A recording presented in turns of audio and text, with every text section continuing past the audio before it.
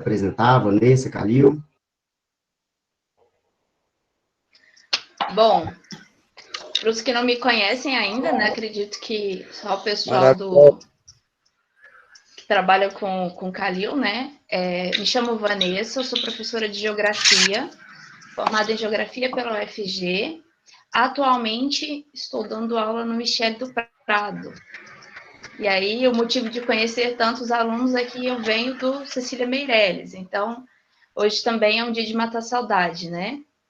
E sejam todos muito bem-vindos, bem-vindas. Espero que seja uma manhã muito proveitosa para vocês. E como eu disse, né, é uma das questões que mais aparecem no Enem, não só nas questões de geografia, mas também de biologia e em algumas outras áreas também vão aparecer algumas questões ambientais, correndo o risco de aparecer até na redação. Então, fiquem ligadinhos aí, anotem o que foi importante, as dúvidas que tiverem vão anotando, a gente vai abrir um momento de fala para vocês, tá bom? Oi, gente, bom dia. Meu nome é Calil, acho que só o pessoal do Michele que não me conhece. E eu sou professor de Biologia. Agora, atualmente, eu estou no Santa Luzia, no CEPI Santa Luzia. Mas eu também passei lá pelo Cecília, né? Então, a gente tem aí todo esse público nosso aí, nossos filhos novos, os filhos antigos. Que professor, assim, a gente sai parindo filho e largando pelo mundo. Aí, de repente, a gente encontra com eles lá e a gente torce muito pelo sucesso de cada um. Então, igual o Bruninho falou, essa ideia, a gente fez esse aulão já presencial, e é um tema que é bastante discutido, principalmente na conjuntura que nosso país está atualmente, onde as questões ambientais estão sendo totalmente deixadas de lado, totalmente sendo aí sobrepostas aí com o interesse financeiro, né?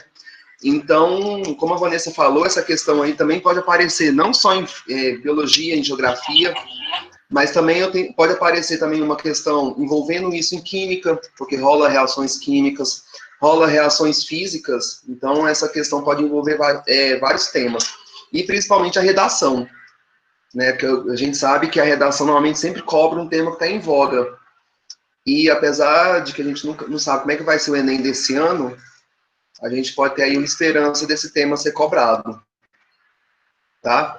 Então, seja todo mundo bem-vindo.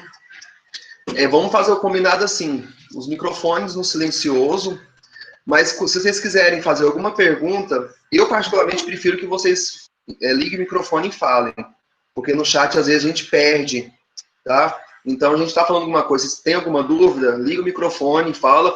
Vamos fazer como se fosse um ambiente de sala de aula mesmo, só que virtual, tá? Daquele mesmo jeito, a gente interrompe, a gente conversa, a gente troca ideia e a gente construi conhecimento junto. Beleza? Beleza. Beleza, cara. Se alguém quiser, até agora, tá? Porque depois a gente não aceita, não. Fechou. Vamos lá, então.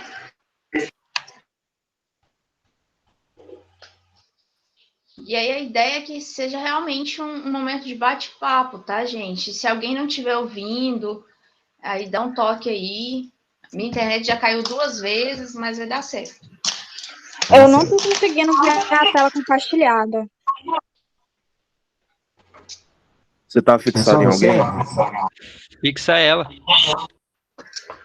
Mas esse é o problema, ela não Fixa tá seu aparecendo pra mim. contato e depois desfixa ele.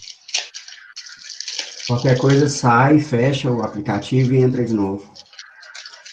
Oh, Deus. Achei. Aí. Deu certo? Sim. Então vamos lá. A gente vai iniciar, né, falando de 3 aspectos, 3 momentos que contribuíram como maneira negativa para as questões ambientais chegarem onde elas estão, né? Então, o primeiro desses momentos, o primeiro momento é a Revolução Industrial, que acontece em meados do século XVIII, né? É um momento em que os meios de produção eles se modificam. O trabalho que antes era exercido de maneira manual e com auxílio de alguns animais, ele é substituído por máquinas. Então, dentro do período da Revolução Industrial, a gente tem o início desses... um grande início desses problemas ambientais, né? A produção que antes era voltada para consumo próprio, ela ganha maiores proporções, né? Um outro fator importante dentro desse período da Revolução Industrial é o momento do êxodo rural, o processo de êxodo rural, as pessoas que não conseguiram se adaptar no campo com essas novas tecnologias, elas saem do campo e vêm para a cidade, e, por consequência, nós temos um processo de urbanização que acontece muitas vezes de maneira descontrolada, né? Sem nenhum tipo de planejamento. Então, esse momento populacional, né? Esse movimento populacional, esse aumento da população nas cidades, fez com que aumentasse também a demanda por maiores mercadorias, maiores produtos, e, por consequência, aumentou-se também a produção desses produtos. E quando a gente tem um maior consumo, a gente também tem uma maior geração de resíduos, né? Um maior volume de lixo sendo gerado. Então, a Revolução Industrial é um grande marco para essas questões ambientais do ponto de vista negativo, principalmente, né? Um outro fator foi a Revolução Tecnológica, que tem início já no final do século XX, e ela é pautada pela sociedade de consumidores. Então, você é aquilo que você consome. E dentro da geografia, a gente vai entender que consumo e consumismo, existe uma diferença entre esses dois, né? Que o consumo é o ato de adquirir produtos necessários para a sua sobrevivência. Então, você consome somente o necessário. Quando a gente fala de consumismo, eu vou falar do ato de comprar exageradamente, né? É a compra de produtos que muitas vezes não tem necessidade, né? É comprar aquilo que você não precisa. E esse tipo de atitude, né? A questão do consumismo, ela faz com que as coisas se tornem obsoletas. E o que é ser obsoleto, né, professora? É quando algo já é considerado antigo, fora de moda, ultrapassado, que já não é mais utilizado. Então, a questão do consumismo leva à questão da obsolescência, né? Então, por exemplo, se a gente for parar para pensar nos videocassetes, né? Que antes eram utilizados em fita, cassete, e em um curto espaço de tempo passou para o DVD, e hoje em dia quase ninguém nem tem aparelho de DVD em casa mais, por exemplo. É considerado ultrapassado, né? A gente brincou no início da questão da Netflix e tudo, mas é um exemplo disso, pensando num espaço de tempo. Um outro exemplo para essa obsolescência programada são os celulares, né? A cada dia um novo aparelho, uma nova tecnologia, muda-se uma coisa ou outra nesse aparelho, e essa cultura do consumismo, ela aparece de maneira muito intensa, e o processo de globalização, que fez com que o mundo parecesse menor, ele acaba por unir todos esses processos anteriores e intensificá-los, né? Essa questão de ter acesso a tudo a todo momento, que o processo de globalização traz para a gente, intensifica essas questões. E muitas vezes a gente pensa só do ponto de vista tecnológico e não para pensar, por exemplo, do ponto de vista dos resíduos, né? Da geração de lixo que esse consumo desenfreado ela pode causar para o meio ambiente. Aí, Vanessa, é bom a gente lembrar, porque você vai ter esse autoconsumo, né, esse consumismo em excesso, e a forma de descarte até desses produtos, né, que estão fora de linha já, o descarte é que vai causar um impacto ambiental maior, né? A gente vê mesmo essas fitas cassetes, né, essas fitas de vídeo antiga, hoje em dia, para descartar isso é o maior risco para a natureza, né? Em termos de decompor esse material, enfim. Não, e sem contar as coisas do nosso dia a dia, né? Que a gente descarta errado. Que é pilha, bateria de celular, tudo isso aí ela vai para o meio ambiente e vai interferir no meio ambiente, né? Sem contar o tempo que eles vão demorar para degradar, se degradar, né? Uhum. Porque a gente sabe que tem coisas que não degradam.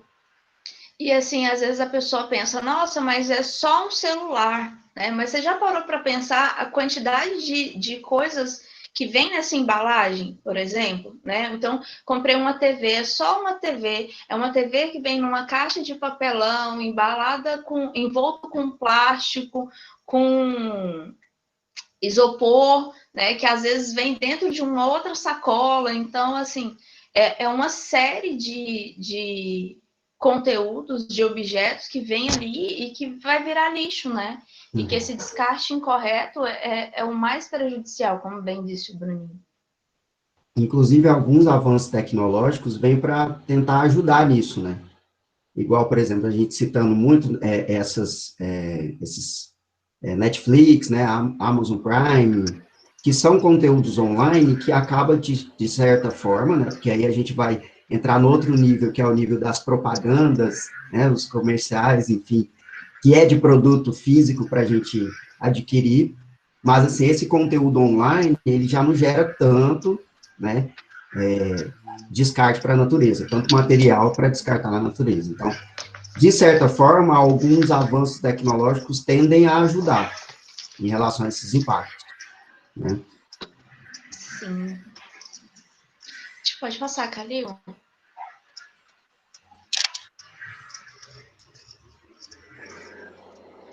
Então, esse consumo sem pensar no presente, nas gerações futuras, né? Quando a gente fala desse consumo desenfreado, inconsciente, é um pouco daquilo que a gente já disse. Se ele for mantido e ampliado os atuais padrões de produção e consumo, o desenvolvimento econômico e social continuará dilapidando os sistemas naturais da Terra, né? Essa exploração excessiva dos recursos naturais e a interferência do equilíbrio estabelecido no planeta. Ou seja, a gente precisa começar a rever as nossas atitudes e começar do pouco mesmo, para que a gente consiga fazer alguma coisa. Igual eu vejo muita gente preocupada demais com a questão dos incêndios, das queimadas, desses aspectos da poluição, do canudinho lá no mar. Mas e o que eu estou fazendo, né? Eu acho que o primeiro passo é olhar para dentro mesmo. Assim, o que eu estou fazendo? E começar a rever as nossas atitudes aos pouquinhos. Não é fácil, né? Não é nada fácil assim. A gente fala disso, a gente dá aula sobre isso, a gente tenta no dia a dia, a gente sabe que não é um processo simples, mas que é preciso começar, né? Isso é fato. Calil, pode passar para a gente, por favor. E essa exploração excessiva, eu sempre falo em sala de aula que a Terra ela está sempre se renovando, ela está sempre em ciclo, ela está sempre se curando, vamos colocar assim. Só que o problema é que o ser humano ele está explorando de um jeito que a Terra não está conseguindo, não está dando tempo para isso. Renovado. Se a Terra demora aí, sei lá, 100 mil anos para se reconstruir, para se reorganizar, o homem está pegando esse processo e encurtando. Se ele demora 100 mil anos aí para um processo de, sei lá, de destruir de efeito estufa, o homem pega esse processo e reduz para 50. Então, a questão do consumo excessivo é que o homem está consumindo mais do que a Terra tem para oferecer. E aí chega uma hora que... Chega uma hora não, né? Já chegou, né? Que a proporção acaba. É o que a gente chama de sobrecarga da Terra, né? E existe uma data para essa sobrecarga da Terra. E aí, para quem não ouviu falar disso ainda, né, alguns alunos já escutaram sobre isso, a gente fala sobre a data de sobrecarga da Terra, ela é estabelecido é porque, assim, se estabelece uma quantidade X de recursos naturais a serem usados ao longo de um ano, né? E aí, quando nós atingimos essa data, significa que nós já usamos todos os recursos que eram para ser usados em um ano, nós usamos até ali. E daquele momento para frente, a gente passa a usar os recursos futuros. Então, por exemplo, para vocês terem uma ideia, esse ano a data de sobrecarga da Terra foi dia 22 de agosto. Ou seja, o que nós tínhamos para usar em um ano, nós usamos até o dia 22 de agosto. Tudo que a gente está usando de lá até o fim desse ano são recursos futuros. Porque e aí isso vai gerar um certo problema no sentido de se reconstituir, né?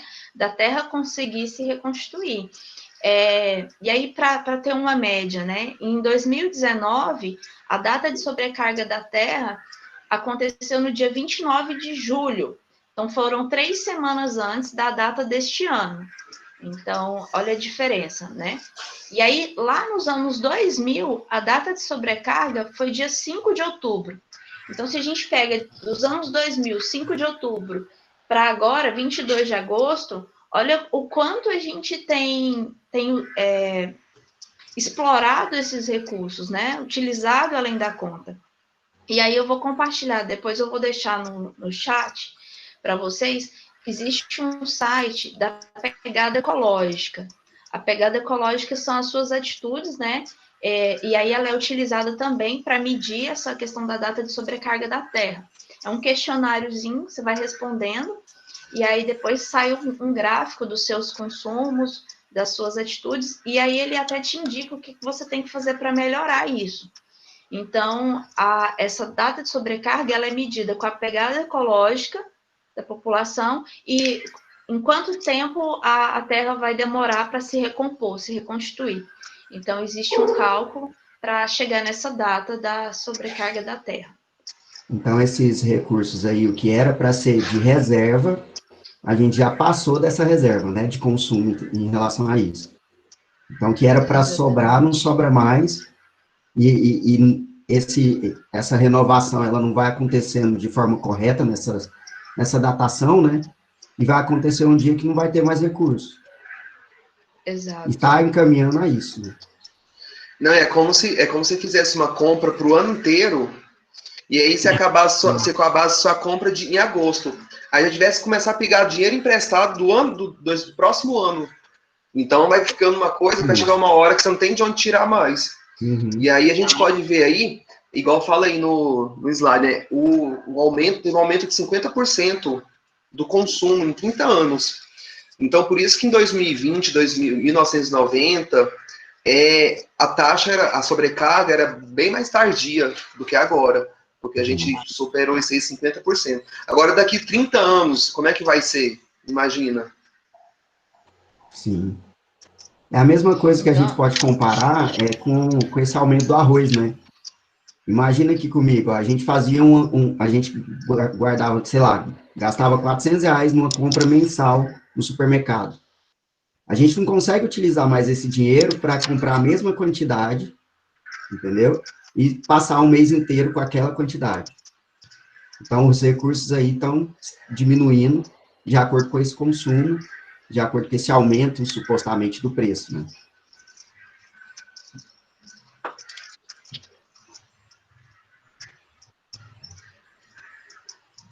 Duas citações, né, sobre essa questão da cultura do consumo.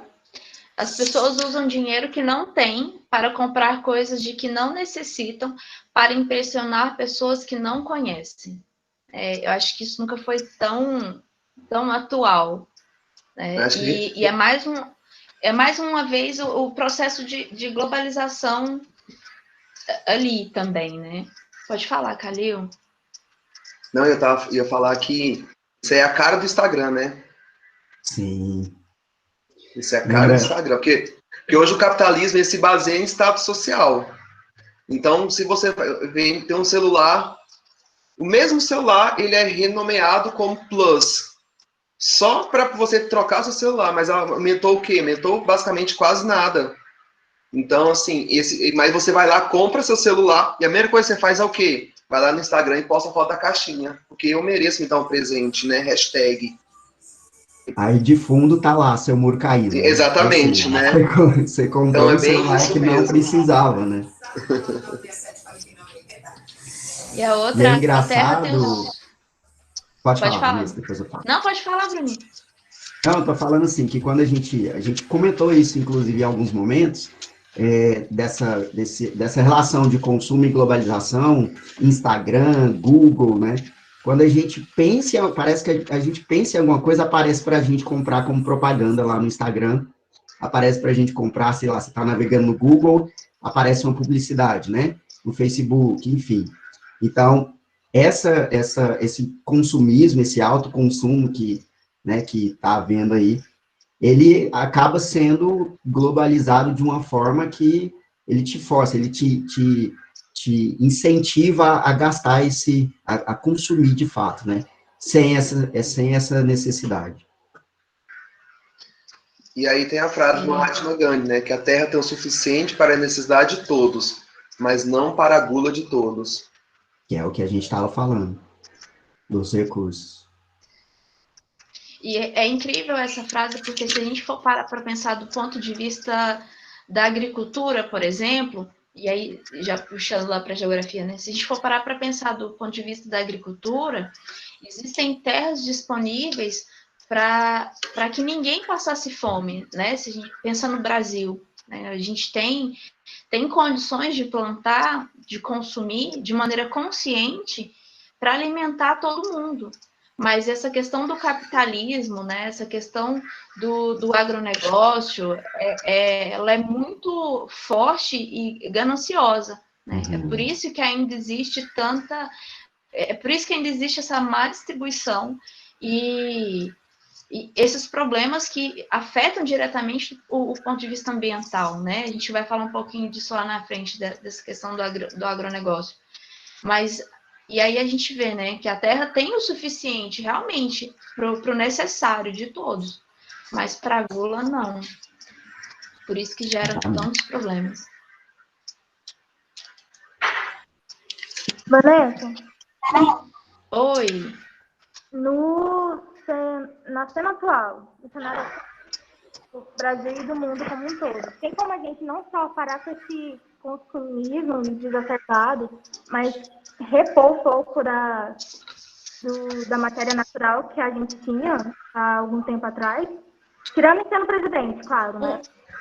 O todo. Mas tem como a gente repor isso? Quem fez a pergunta é porque eu não consegui ver. Foi a Lana. Alana, se tem como? Tem sim, assim, primeiro é aquilo que eu disse no início, né? A gente precisa começar a olhar as partes, né? O que a gente faz, de que maneira a gente contribui com isso. Mas, para além disso, existem ONGs, cooperativas, o pessoal da agricultura familiar também, eles auxiliam muito nisso, quando a gente pensa, por exemplo, no ponto de vista do reflorestamento. Né? É uma maneira de auxiliar, talvez, esse ambiente. E aí a gente precisa entender que quando eu falo de reflorestar, eu preciso reflorestar com plantas nativas. Né? Então, para que não se percam essas espécies, e eu preciso entender também, porque aqui no Cerrado como um todo, existe uma cultura horrorosa de achar que eucalipto é reflorestamento. Eu preciso entender que eucalipto não é reflorestar. Quando eu falo da plantação de eucalipto, eu vou falar de silvicultura. E aí os meninos, quem foi meu aluno no segundo ano passado e a aluna desse ano, a gente já falou disso. A silvicultura, ela é uma cultura que não é de reflorestamento. O eucalipto, ele suga muitos nutrientes do solo, né? Tudo que tem ali embaixo do eucalipto, o dia que vocês tiverem a oportunidade, dê uma olhada, é muito seco ali. Então, ele não auxilia em nada nesse processo. Então, existem inúmeros fatores, né? Além dessa questão do consumo consciente, do descarte correto do lixo, o reflorestamento, ele também auxilia nesse processo. Tá, Lana? Mas é tudo assim, um processo a longo prazo. É por isso que precisa ser revisto, né? E assim, a gente precisa, dependendo do nível, você não consegue... Como você tocou na questão do presidente, né? Era importante que as grandes autoridades conseguissem abrir os olhos para isso. E mesmo assim, dependendo do nível de degradação, dependendo do que você foi degradado, você não consegue repor. Calil? Igual, às vezes, uma floresta...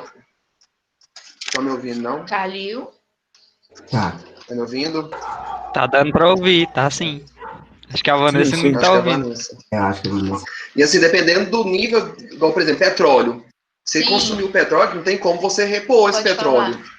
Tá? Então, depende do que foi consumido e Foi o meu para aqui. ver se vai ser possível ou não. Foi o seu microfone. Para ver se vai ser possível ou não dar uma ajuda para o meio ambiente. Mas o mais certo é o quê? É a consciência ambiental e, por exemplo, aquele espaço ali a gente vai destinar e deixa que a natureza toma conta. A natureza vai seguir o seu curso e ela vai organizar aquilo. E a questão do eucalipto, ele suga muito nutrientes, porque ela é uma planta de crescimento muito rápido, por isso que usa madeira de eucalipto para fazer móveis e tudo mais, é uma planta de crescimento muito rápido. Então, ele cresceu ali, suga tudo, e não é uma floresta, e aquele solo acabou. Tá? E fora que não tem muitos animais ali que se adaptam nesse ambiente. Aqui no na nossa região, aqui no Brasil não tem não. Um animal que... Tem os animais que vão utilizar, que se adaptaram, mas não tem uma fauna específica.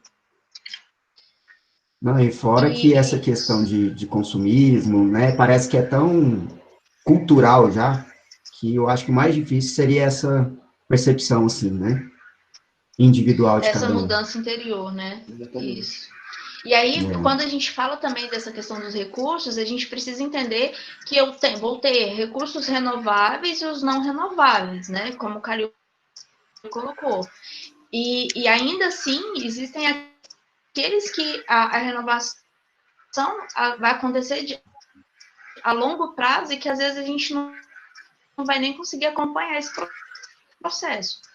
Então, é por isso que a gente precisa ter essas noções, assim.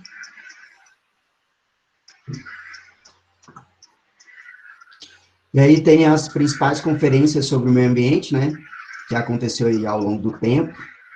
Uma das primeiras e mais famosas aí dessas conferências que trabalham sobre o meio ambiente foi a Conferência de Estocolmo.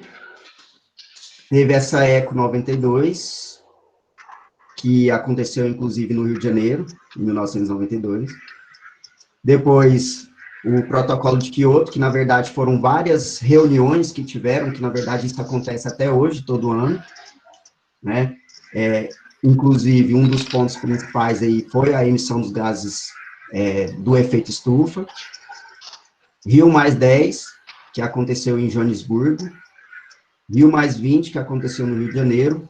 A COP21 e a poluição do ar, essa de 2019, foi essa última que acho que foi essa, não foi, gente? Que o presidente Trump retirou a assinatura dos Estados Unidos em relação a essa emissão, né, dos poluentes. Na verdade, assim, os Estados Unidos nunca foram muito favoráveis para a redução de poluição do ar, porque para o pensamento deles, fábricas poluem o ar. Se eu parar de poluir o ar, eu vou perder minhas fábricas. Então, se eu perco minhas fábricas, eu perco meu desenvolvimento. Então, os Estados Unidos, toda a conferência, ele sempre se nega em assinar por completo o pacto que eles fazem, do tratado. E aí, um dos protocolos de Kyoto, um dos mais conhecidos, porque foi nele que a gente começou a discutir a emissão do CFC, são os gases de efeito estufa. Então, começou a repensar todos os sprays de aerosol, o gás da geladeira, que causava esse efeito estufa. Então, foi a partir do protocolo de Kyoto que começou a ter essas discussões. E um outro detalhe é que em 1972, nessa primeira conferência, né, de Estocolmo, a ONU instituiu o Dia Mundial do Meio Ambiente. Então, foi nessa primeira conferência que foi instituído o Dia Mundial do Meio Ambiente. Um detalhe, assim, a nível de curiosidade. Aí agora a gente vai citar alguns dos grandes problemas ambientais, né? A gente vai citar 12 aí desses problemas, dos maiores problemas, e que são mais cobrados aí no Enem. Pode passar, cara.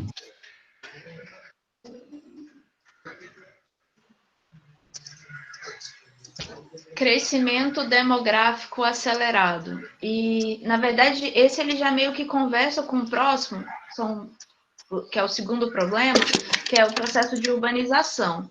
Isso. Então, quando a gente fala desse crescimento populacional, por consequência, aumenta-se a urbanização, o crescimento da cidade em números populacionais, né?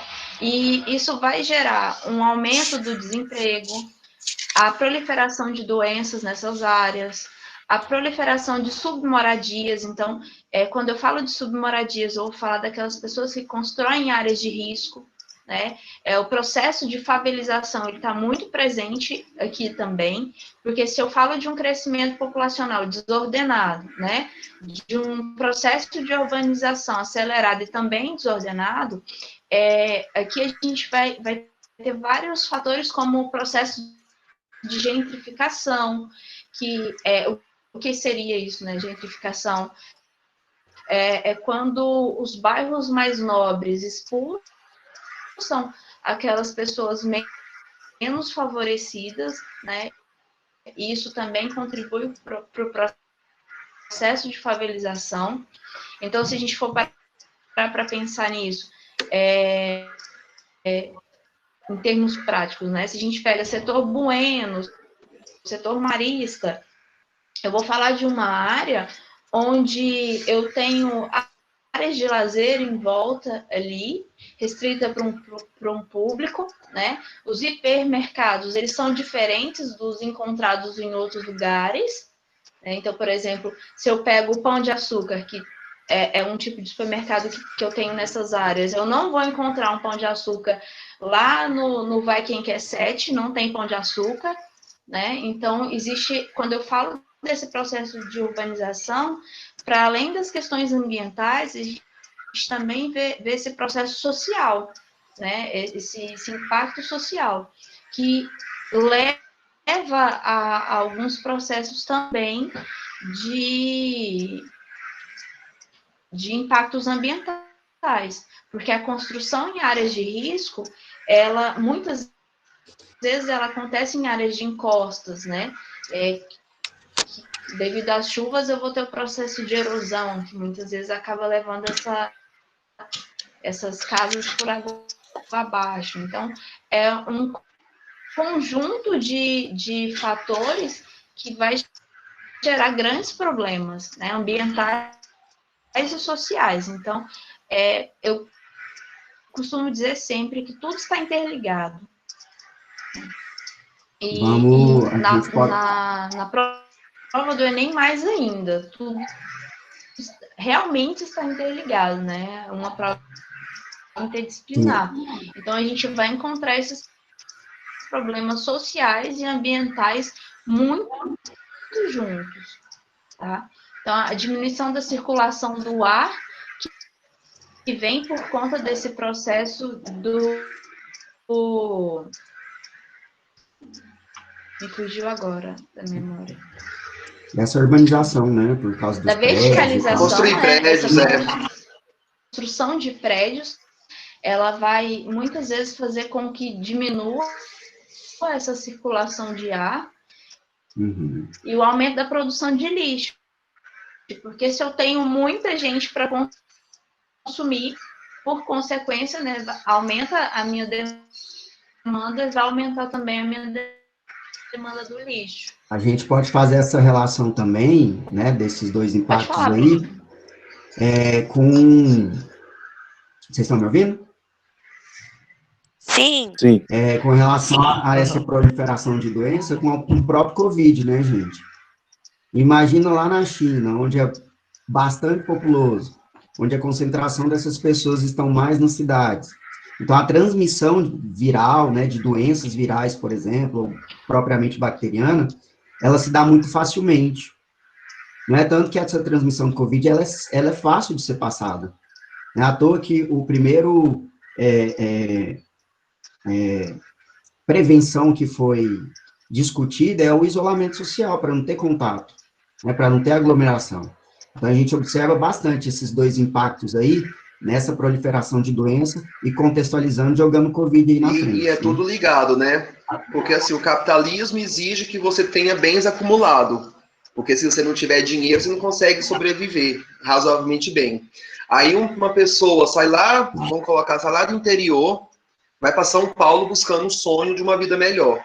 Aí chega em São Paulo, não tem essa condição, não tem essa vida, vai para uma situação de rua, e aí numa situação de rua fica exposto diretamente ao Covid, entendeu? Que uma coisa vai levando a outra.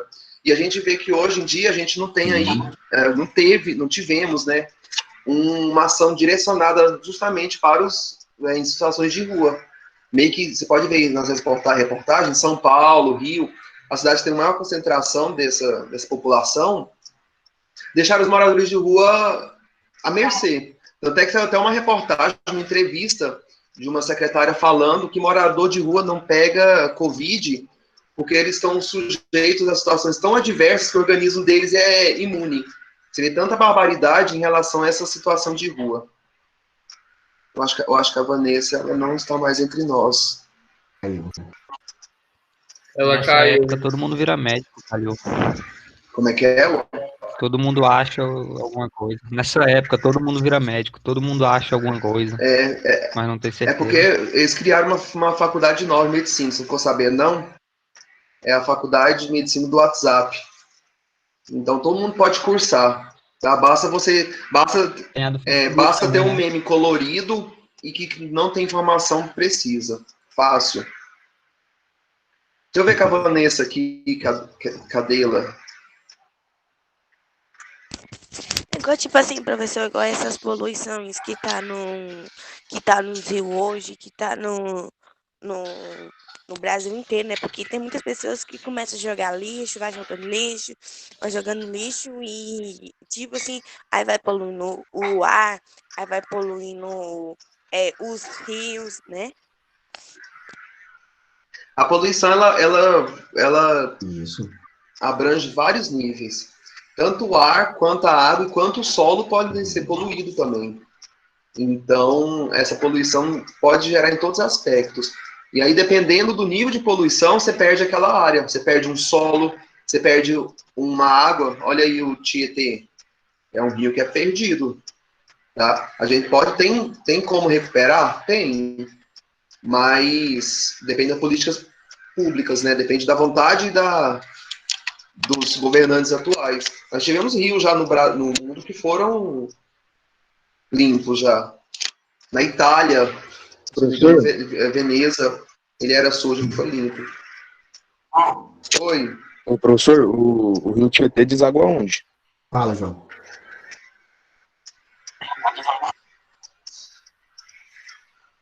Todo rio deságua no mar, né?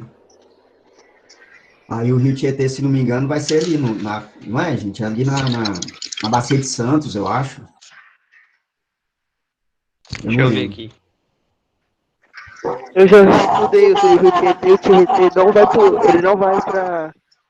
ele não vai pro mar, ele sobe. Em vez de ele descer, ele sobe.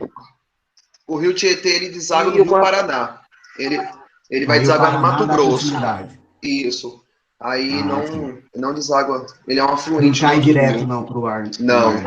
Aí, provavelmente, o Paraná vai pegar aqui. Ele não cai direto, né? Mas se juntando no rio... Ele se junta no Rio Paraná, né? Ele deságua lá, e dali ele segue. Leva tudo. Isso. E todo o rio, em algum momento, ele vai desaguar no mar. É igual foi aquele caso do Brumadinho, gente, lembra? Os metais lá da Vale, né, caíram naquele... Eu não lembro o nome do rio, vocês lembram? Eu sei que levou lá para o Mar do Espírito Santo, e isso aconteceu em Minas Gerais, né? Isso. Você vê o caminho que faz. É o Rio Paraupeba. Uhum. Exatamente. Né? Então, é interessante falar lá sobre essas poluições, porque essa urbanização, né, esse crescimento demográfico muito grande, leva com que as pessoas elas se aglomeram né, a criação daquelas favelas, por exemplo, onde não tem saneamento básico e tudo mais, aí é onde acontece a contaminação do solo, da água, do ar, enfim. Sem contar que para você construir um prédio, por exemplo, construir um prédio de luxo, você quer um espaço amplo, você quer uma quadra, então você desmata muito mais espaço do que construir uma casinha ali no meio. Então tem não sei se vocês perdem vocês aí, onde fez um parque Cascavel, por exemplo. Vocês lembraram um tempo atrás, aí era um brejo. Em volta tinha nada. Agora tem um monte de prédio em volta. O Alto da Glória, aqui perto do Flamboyant, vocês não vão lembrar. Mas há uns 20 anos atrás, era nada também. Sabe? Era uma região que só tinha praticamente mato e umas casinhas isoladas. Hoje o Alto da Glória é um bairro de luxo. Então, isso vai aí subiram prédios, aí põe uma pracinha isolada no meio para falar que está cuidando do meio ambiente. Onde a planta tinha nascente já não tem mais, né? Exatamente, o Vaca Brava é um exemplo disso, né? O Vaca Brava, para quem não sabe, tem uma nascente ali do lado do Goiânia Shopping. O Parque América parece que já estão começando a fazer isso também. Ah, certeza, é o crescimento, né? E o povo gosta, né? Porque é status. Vou morar perto ali do Parque Flamboyant. Olha que chique. Próximo. E aí, por consequência, né, o desmatamento. Porque se você precisa abrir espaço para moradia, se por consequência precisar abrir espaço para produzir, vai precisar de abrir espaço para plantar. Mas, assim, apesar de que esses espaços que são abertos são desnecessários, dá para reorganizar, mas a gente vê essas queimadas acontecendo aí, igual saiu uma reportagem recentemente, eu acho que foi ontem, que a queimada do Pantanal ela foi criminosa, porque justamente para abrir espaço para plantação. Pois é, professor, tipo assim, você viu que tem, tipo assim, tá tendo muitas queimadas, né? Tipo assim, você viaja por essas rodovias e você vê as pessoas hoje colocando fogo em mato. As pessoas de hoje, elas não estão preocupadas com a população, entendeu? Elas não estão preocupadas com o meio ambiente, entendeu? Elas não estão nem aí. Então, aqui a gente tem algumas consequências do desmatamento. A perda da biodiversidade, né?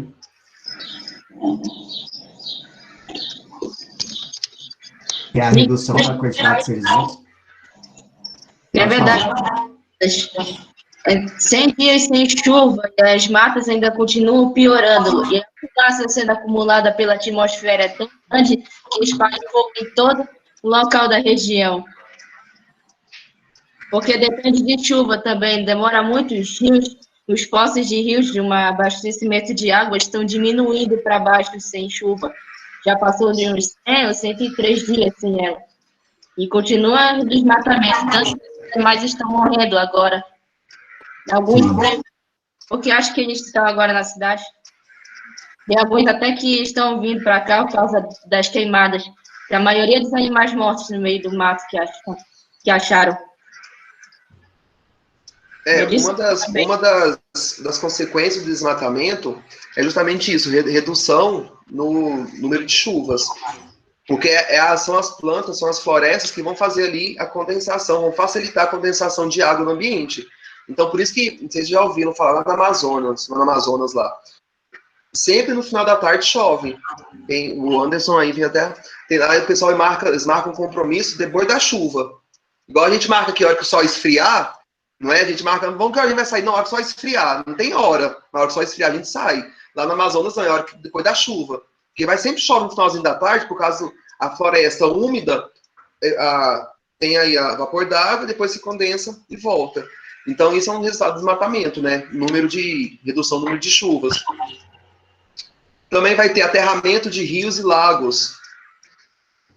Esse aterramento, o que é? Vai reduzir o nível do lago. Você tirou uma floresta ali que está na margem. Questão da mata ciliar, né? Na mata ciliar, exatamente. Tirou ali essa mata ciliar, aquelas raízes elas seguram a terra no lugar dela.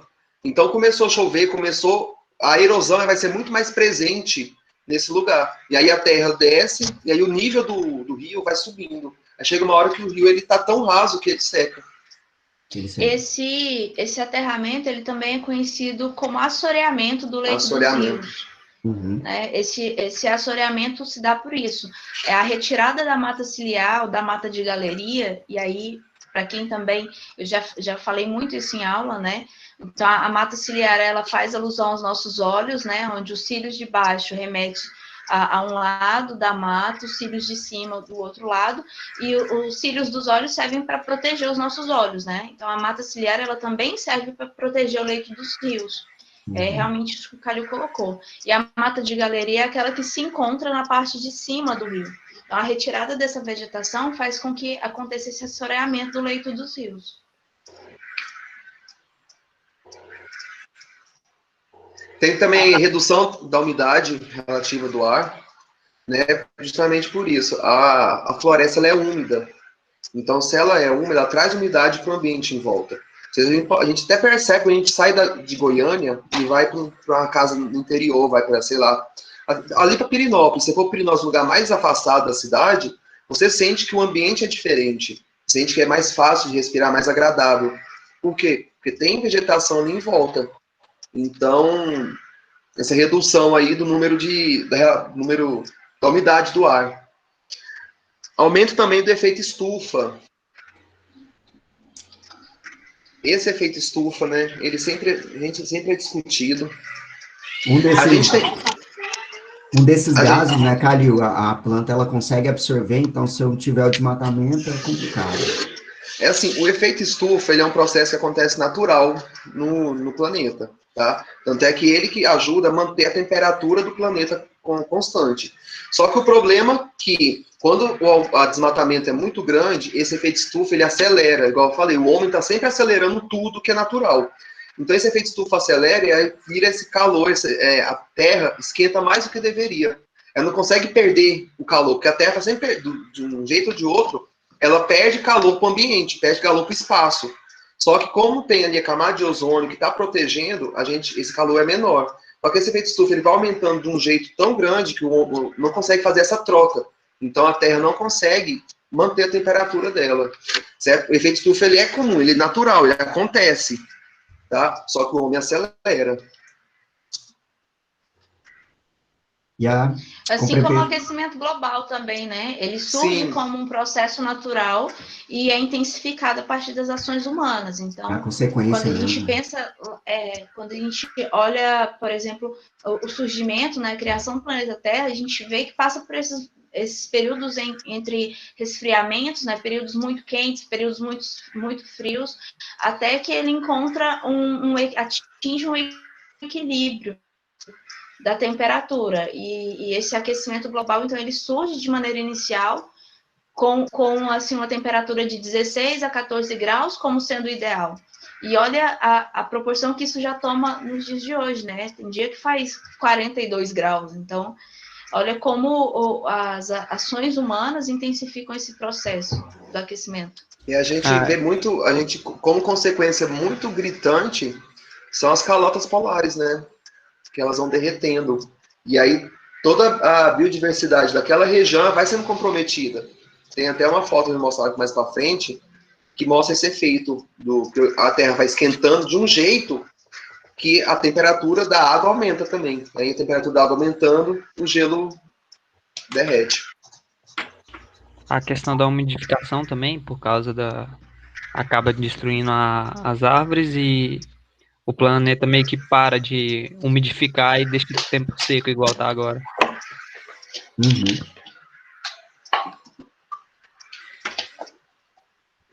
Os desertos atuais, eles não foram sempre desertos. Então, assim, eles tinham florestas, só que aquilo foi um processo natural. Agora a humanidade está criando desertos mais rápidos. Uhum. Que é a desertificação ali embaixo. Vamos pro próximo?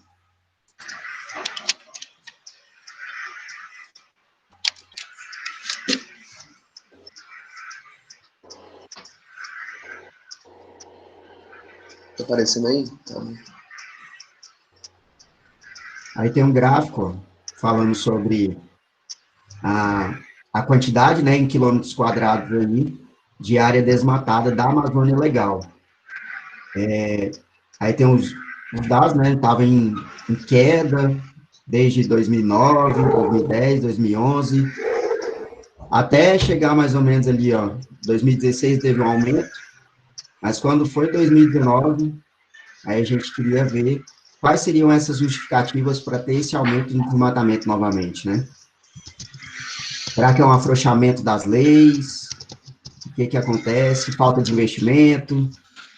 Eu não sei se vocês viram, mas do ano passado para cá, toda a verba, né, no ano passado foi reduzida a metade da verba disponível para o Ministério do Meio Ambiente, e agora, nesse ano de 2020, reduziram mais a metade, né, do que tinha antes. Então... Isso em meio a uma crise, né? Uma crise ambiental. No meio de uma crise ambiental, tem corte de verbas. Uhum. Sem contar que teve não tem aqui 2019, mas o último dado que a gente tem em 2020, que é de março, ele aumenta a ponto de desmatamento de 30%. Teve um aumento de 30% de desmatamento. Em relação então, a 2019, né? Isso. Então já está maior do que esse gráfico aqui, certo? Isso porque é em março, 3 meses. Agora pensa, hoje a gente não sabe, né? Porque os dados, agora eles estão, como é que fala? Ou são manipulados ou são escondidos. A gente não sabe os dados reais.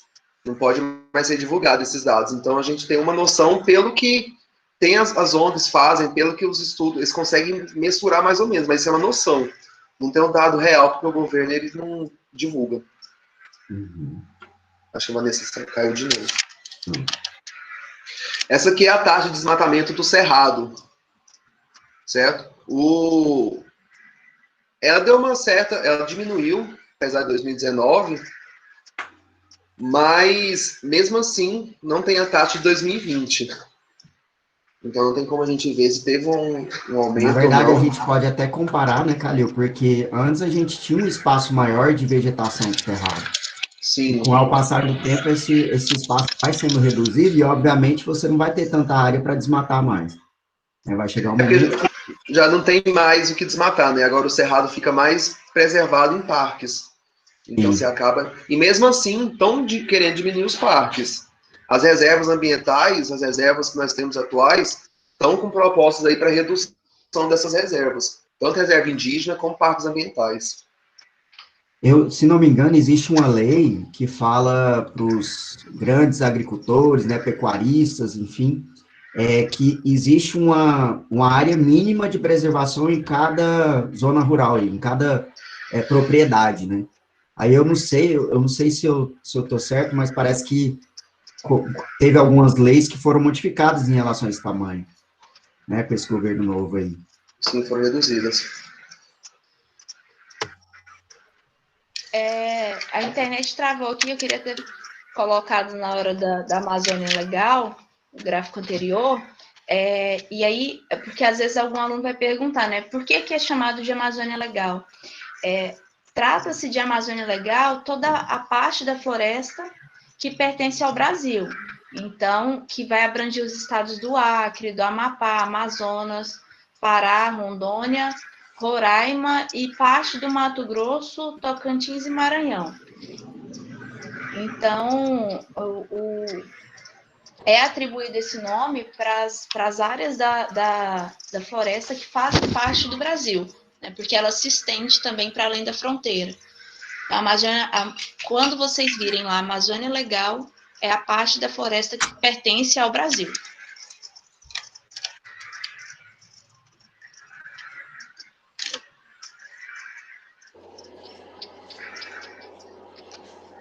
Aí nós temos as poluições do ambiente aquático, na verdade, né? A gente pode citar aí da poluição marinha. Inclusive, eu acho que foi a partir de 2018 que teve uma lei dos canudinhos, né? Inclusive, justamente para tentar amenizar isso. Eu acho que no próximo slide tem falando sobre um documentário que foi bem, assim, falado, né, na Netflix, bem comentado na época, em 2016, que é chamado de Oceanos de Plásticos. E há várias, inclusive numa região do Oceano Pacífico, ali próximo a uma ilha, agora eu esqueci o nome da ilha ali, que é pertencente aos Estados Unidos, Havaí. Tem uma... Isso. Parece que todo o lixo do planeta, sabe, esses plásticos todos se reúnem nessa região. Então, parece ali que você consegue quase andar. Forma uma ilha de plástico. Né? Então, a gente consegue observar, tem vários, inclusive, imagens, né, e gravações nesse documentário, que mostra as tartarugas lá com canudinho entre o nariz dela, né? Então, bem chocante, assim, em relação a isso. É chamada de Ilha de Lixo do Pacífico, essa ilha. Onde a gente sabe, né, que os rios dão no mar. Então, todo o lixo do rio, ele vai para o mar. E aí o mar, com o movimento das ondas ali, com o movimento das marés, aí vai acumulando lixo ali no Pacífico. Realmente essa região lá. E aí, assim, é importante observar, porque chama-se muita atenção para a questão do canudo, né? Mas a gente precisa olhar isso como um todo, porque até que ponto é válido só o canudo, né? Olha a quantidade de garrafas, de tampinhas. Olha, então, uma cadeira plástica. Cadeira plástica é tudo. E é igual, por exemplo, aí você não usa o canudo, mas vai para a praia e aí senta ali, copo descartável. Tudo que você usa vai deixando ali, copo descartável, garrafas, tampinhas, o papel toalha bituca de cigarro. Bituca de cigarro. E aí, assim, a gente às vezes ainda escuta outras pessoas dizendo, né? Ah, não, mas aqui não tem mar, então não tem problema. A gente precisa sempre lembrar disso. Porque, tipo assim, é onde mais tem poluição, né? É nos rios, é nos mares, né? E, tipo assim, as pessoas começam a jogar lixo, né? Vai jogando lixo, aí quando você vai ver, tá cheio de lixo. Aí vai só aumentando a poluição. Professor, o derramamento de petróleo no mar pode ser considerado ambiental ou... Sim. Inclusive, é muito grave, porque esse petróleo, um animal passa por ele, e aí esse lixo, esse petróleo fica preso no animal. É muito difícil você tirar toda a concentração aí de petróleo que tem no ambiente, porque você consegue tirar aquela camada mais grossa, mas às vezes já penetrou ali. A gente tem a questão da penetrância dos animais, porque ele acontece, comeu um animal que estava ali próximo a esse petróleo, esse petróleo vai para dentro do organismo, então tem toda uma questão aí. E recentemente a gente teve no Nordeste, né? É a chamada de bioacumulação, né? Sim. O solo chegando a atingir o lençol freático ou não? Se esse derramamento no mar não chega tanto, mas se for, por exemplo, no solo, pode acontecer, tá? Porque aí a terra ela vai dar essa penetrância e vai chegar nos lençóis freáticos. Tanto é que hoje a gente não consegue fazer poça artesiana em qualquer local, porque a água daquele solo pode estar poluída. Professor, eu não, acho que não encaixa como poluição, mas também tem muita caça, né? Eu vi um negócio faz um tempo já que parece que tinha uma lei que era proibido caçar as baleias e agora não tem mais e estão matando adoidado. O Japão, ele era proibido caçar baleia, só que ele liberou uns 2 anos para cá. Canadá também, tá? Vamos passar? Sushi que tá. Gente, a poluição do ar e do solo. Então, a gente já falou também, né, um pouco, a poluição do ar, ela é causada principalmente por fábricas, carros, e essa poluição do ar, ela vai afetar diretamente os seres vivos, porque nós respiramos o ar. Então, nós precisamos a gente inala todo aquele composto, toda aquela fuligem, toda aquela poluição, aqueles gases, e aí chega uma hora que o nosso organismo, ele fica debilitado. O pulmão, tá? Nessa época agora, que é uma época seca, a gente sente muito isso. O nariz, ele fica ruim, porque a poluição ela vai acumulando, a umidade cai, e aí nosso organismo ele vai respondendo. Tá? E a poluição do solo também. Porque a poluição do solo, ela leva, igual a gente está falando com o João agora, leva uma poluição dos lençóis freáticos, além do que você, dependendo do nível de poluição, você perde aquele solo. É um solo que não vai ter vida. Vai demorar bastante tempo para começar a rebrotar uma árvore, rebrotar uma planta.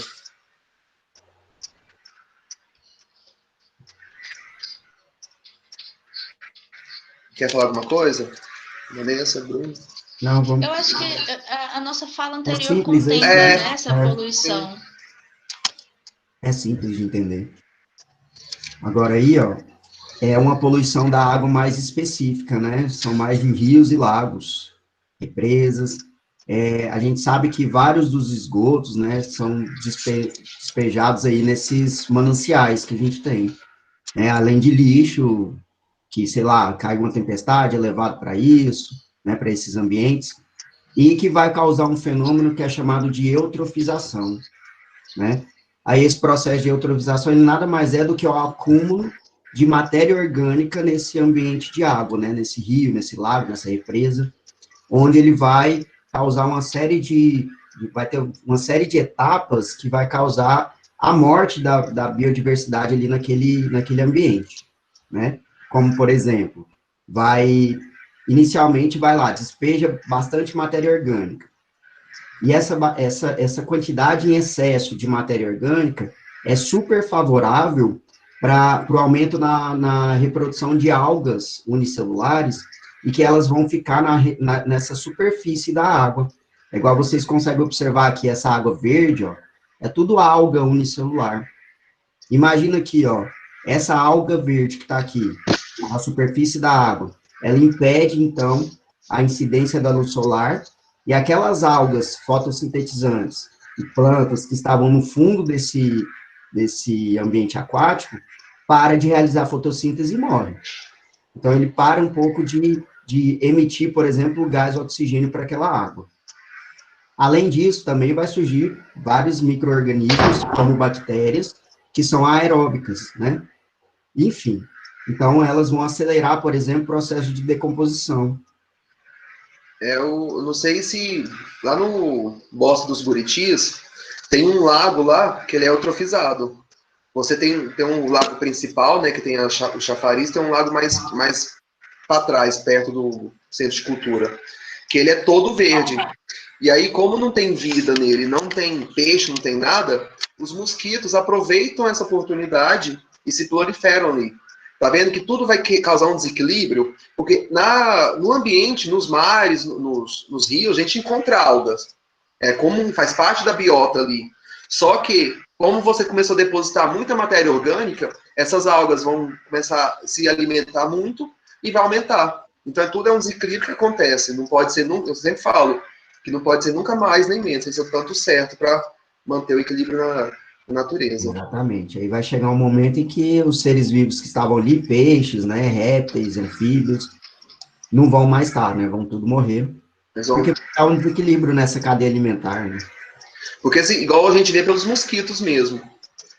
Se fosse um ambiente harmônico, equilibrado, poderia ter mosquitos, sim, só teria o predador natural deles. Então, como nesse caso, desequilibrou toda aí essa cadeia.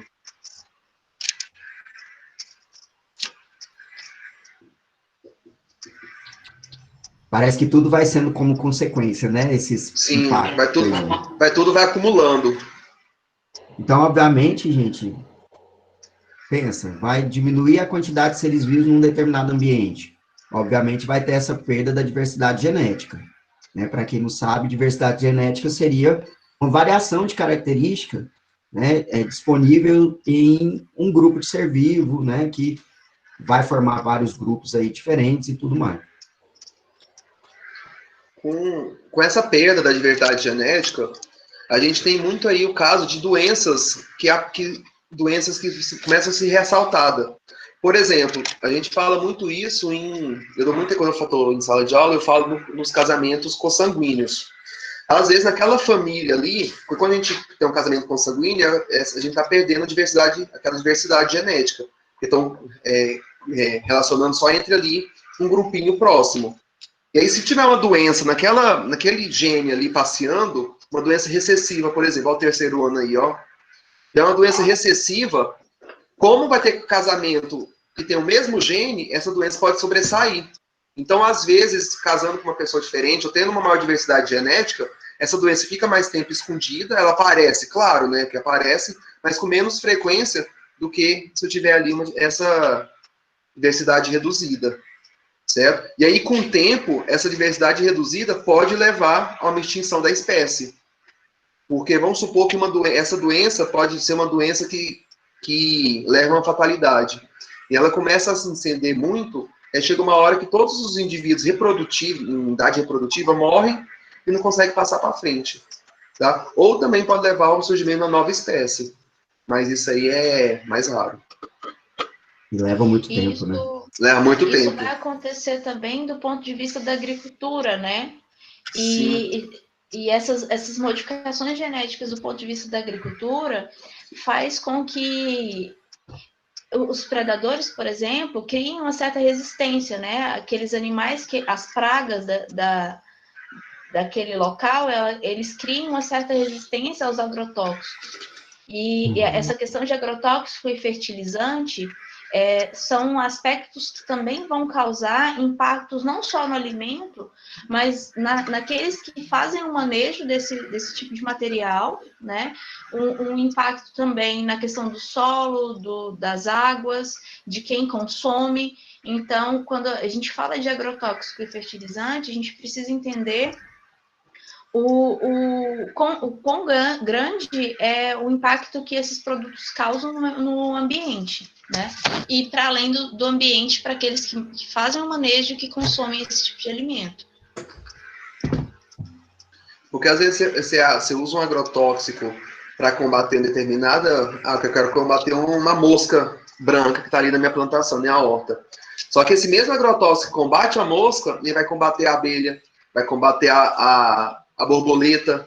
E aí a abelha, a borboleta, a gente sabe que é essencial para fazer polinização e fazer essa diversidade genética. Então, igual a gente a gente tem uma campanha, né, Save the Bees, que as abelhas estavam sumindo do planeta e, consequentemente, a flora estava prejudicada. Porque elas fazem esse manejo genético. E se não tem abelha para isso, fica mais complicado.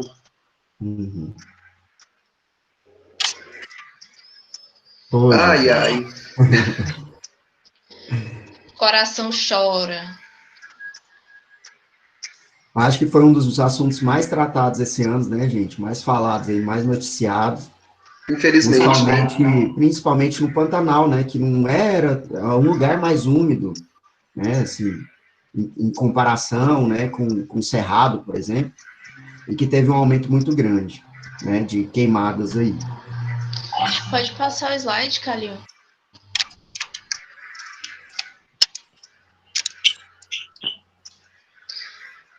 E eu acho que é importante a gente entender a diferença, né, entre queimadas e incêndios. Quando a queimada, ela é completamente diferente do incêndio. No Brasil, os incêndios são raros na vegetação nativa. Na Amazônia, temos raios todos os dias e nenhum incêndio é iniciado, pois é uma floresta úmida. A queimada, por outro lado, é uma tecnologia agrícola, ou seja, é o uso do fogo na agricultura, que tem hora para começar, para acabar, tem um responsável por ele e tem um objetivo. Como queimar um pasto seco para destruir parasitas ou restos de uma plantação? Isso é uma fala, né, do chefe da Embrapa, e isso é muito real. Eu falo muito isso em sala de aula. O ano passado, principalmente com os incêndios da Amazônia, né, despertou-se muita curiosidade se era um incêndio natural, se era criminoso, e a gente precisa entender que na maioria das áreas, antes de começar o incêndio, a gente tem a corrente. E aí, o que é a corrente? Usam-se dois grandes tratores com uma corrente daquelas mais grossas possíveis, interligado entre um e o outro trator. Derruba-se toda a vegetação nativa daquela área e depois é colocado fogo, justamente para facilitar quando ele diz que é uma tecnologia agrícola, a ideia é essa, né? É para acabar com aquela área realmente e se tornar área de pastagem, por exemplo. Então, quando a gente fala dessas questões da queimada, incêndio, são questões diferentes. E em alguns biomas é quase que impossível que isso aconteça de maneira natural, né? Quando a gente pensa na Amazônia e no Pantanal, por exemplo, que são biomas que têm a umidade muito elevada, né? No Cerrado ainda é um pouco mais comum, porque nós temos um período de seca muito longo, né? Mas isso não significa que toda queimada que aconteça no Cerrado, ela acontece de maneira natural. A gente precisa ter essa consciência e entender essas diferenças. E em uma faísca que saia desse processo, né, Vanessa, numa vegetação seca pode tornar uma grande queimada ali a partir daí, né? O cerrado, ele, igual a Vanessa falou, por natureza, ele pega fogo. Tem incêndios nele. Por quê? Porque chega um período que ele fica seco, tem incidência de raio e pode pegar fogo. Tanto é que a vegetação do cerrado ela é adaptada a isso. Ela precisa dessas queimadas para repor alguns nutrientes que se perde durante o ano. Então a queimada, o incêndio no cerrado, ele é comum. Tá? Tanto é que as árvores de torcida e tudo mais, elas têm essa adaptação. Só que o problema é que o número de queimadas está sobressaindo ao número de incêndio natural. Então até o cerrado não consegue, novamente, né? Ele não consegue se regenerar, ele não consegue se recompor. E é tão fantástico, assim, eu sou apaixonada no bioma cerrado, porque ele possui uma capacidade de regeneração que é maravilhosa, assim, se a gente, nas primeiras chuvas, a gente já consegue ver tudo verdinho de novo, isso é incrível. É um processo de adaptação, né? Isso, isso tudo num processo natural. O maior problema é como o Calil colocou, né? A gente tem intensificado todos esses processos. E além de intensificar os processos, a gente tem carregado esses processos para áreas que não fazem parte disso. Quando a gente pega Pantanal e Amazonas, por exemplo. E aí a gente trouxe uma tabela que mostra aí, basicamente a causa dessas queimadas e o tipo e a descrição.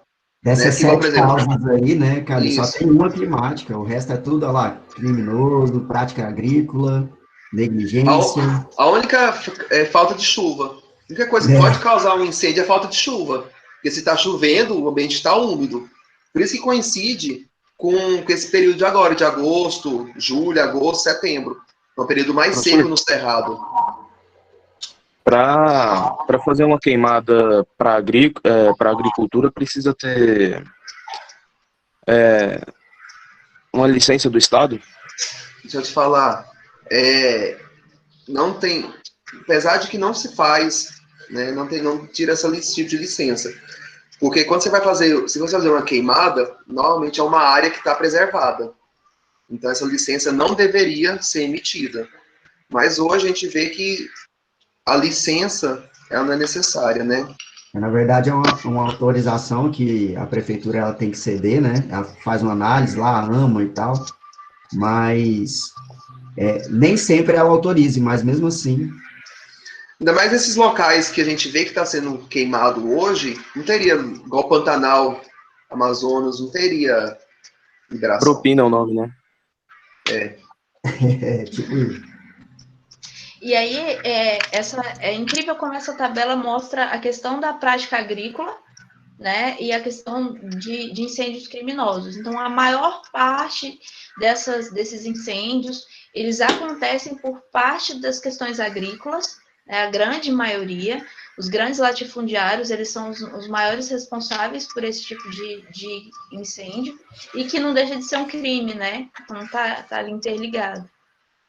E essas queimadas a gente vê em beira de estrada, a maioria das vezes é bituca de cigarro jogada pelo carro. A maioria das vezes, tá? Pode acontecer de uma pedra fazer faísca, assim, alguma coisa, mas a maioria das vezes é gente que está passando fumando e joga bituca de cigarro. Aquele acostamento seco é fogo.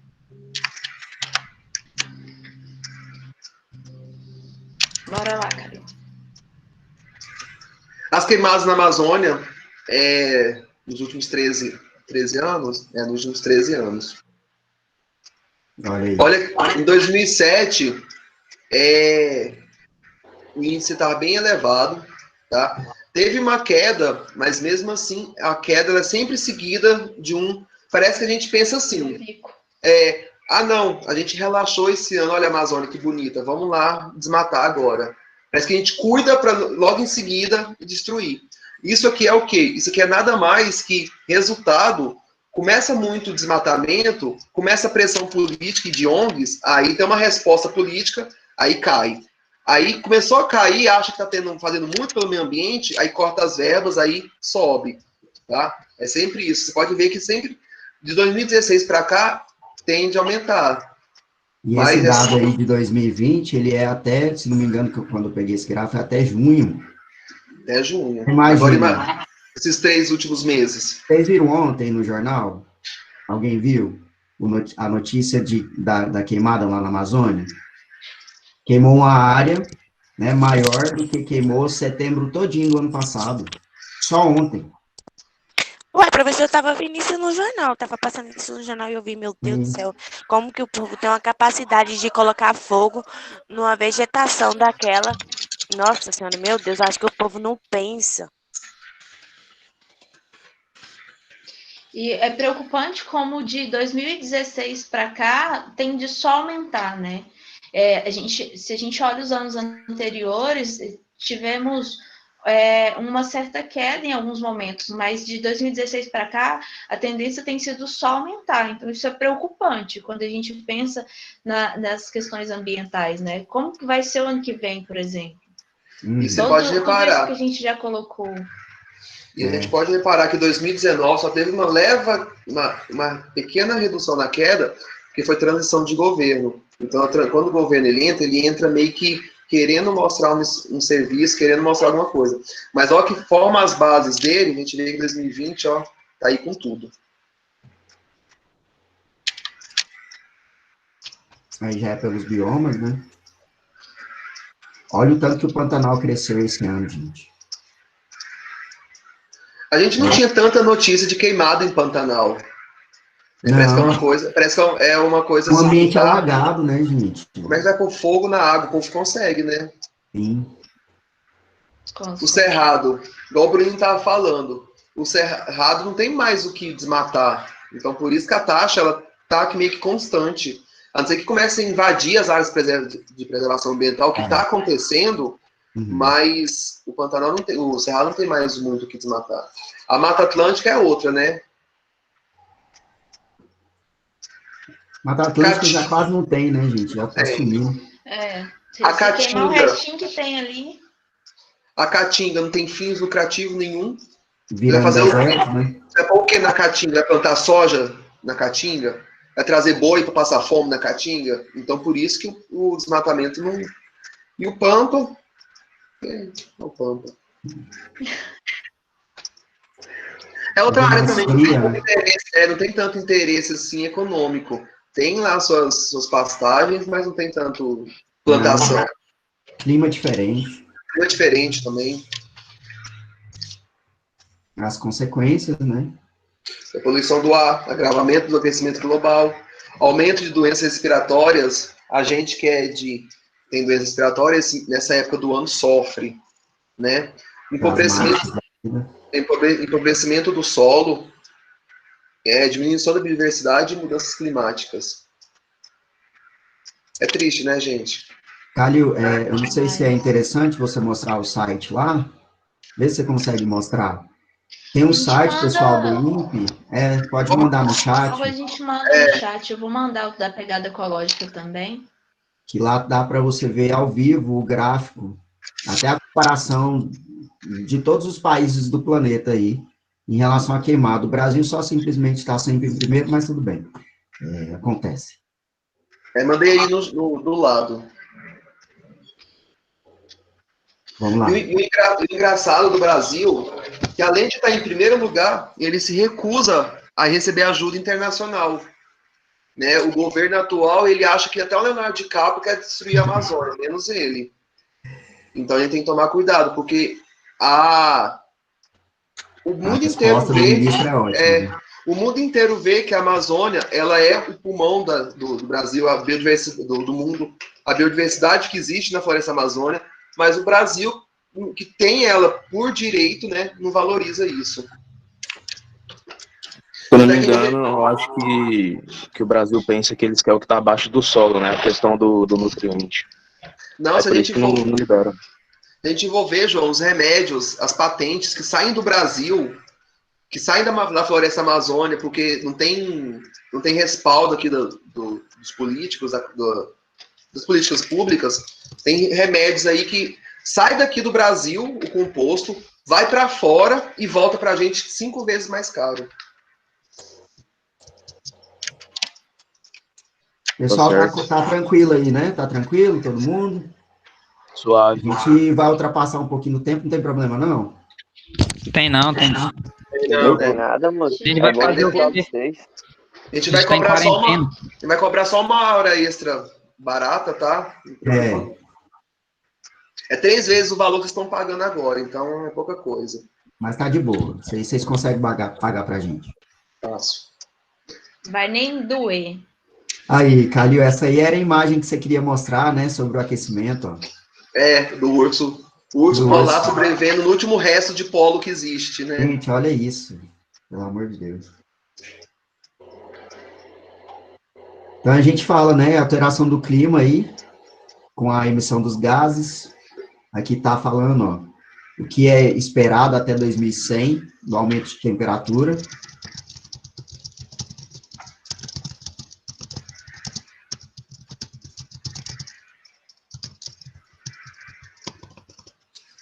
A cada ano eles estão prevendo aí um aumento de 1,5 graus Celsius. Eu não sei se vocês viram.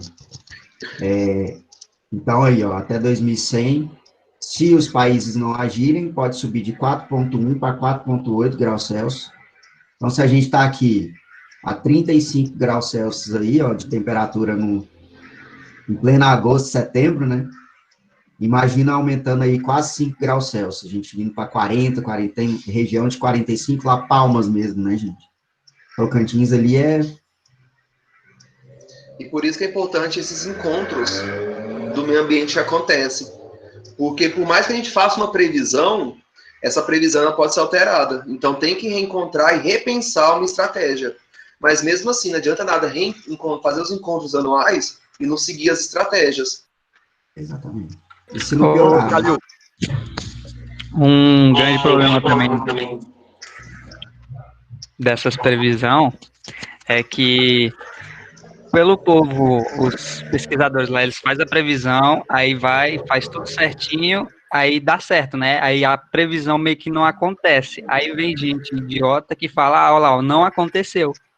Exatamente. É igual falar isso. Que vai cair chuva e não Se eu não cai. me engano, tinha saído uma notícia falando que, algumas semanas atrás, que eu acho que a gente ia passar uma semana, ou então todo final de semana, com clima frio abaixo de 15 graus. Sendo que, na verdade, foi só um dia. Aí o resto do dia foi tudo calor. Aquele frio histórico que ia chegar em Goiânia, que ficou só na história mesmo, porque nunca chegou, né? Mas como se diz, né? Ou é você acreditar que pode acontecer isso e tentar fazer com que não aconteça, né? Esse aumento da temperatura, ou você ia pagar para ver. Pagou para ver, 2100 vocês vão estar aí ainda, eu acho. Eu espero que não.